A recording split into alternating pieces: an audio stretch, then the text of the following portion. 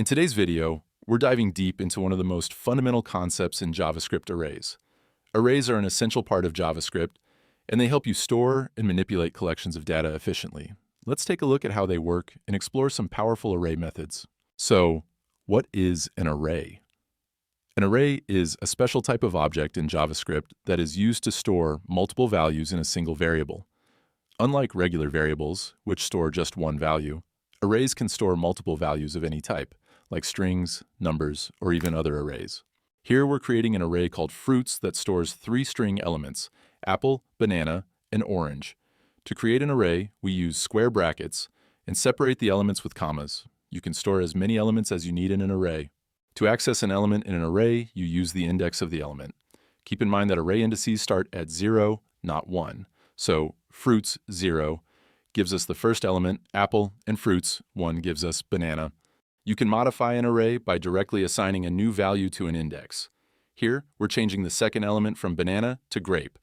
After modification, the fruits array becomes apple, grape, orange. Arrays also allow you to add or remove elements dynamically. There are a few different ways to do this, like using push, pop, shift, and unshift.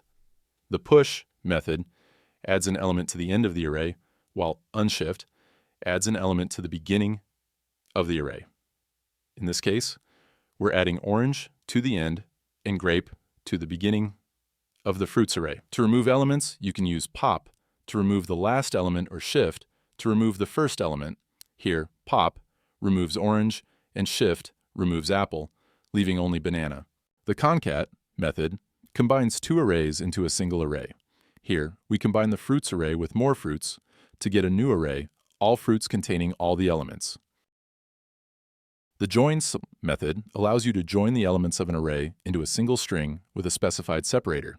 Here, we join the fruits array with a comma and space to create a string. The slice method creates a shallow copy of a portion of the array. It takes 2 arguments, the start index and the end index. The elements between the start and end indices are returned in a new array. One of the most useful methods is for each, which allows you to iterate over every element in the array and perform an action. In this case, we're logging each fruit to the console. Here's what's happening. Fruits.forEach means for each element inside the fruits array, do something. The function we pass inside forEach is called a callback function. The fruit is just a parameter. It represents the current item of the array during each loop. You can name it anything you like. Fruit, item, element, anything. It's totally up to you.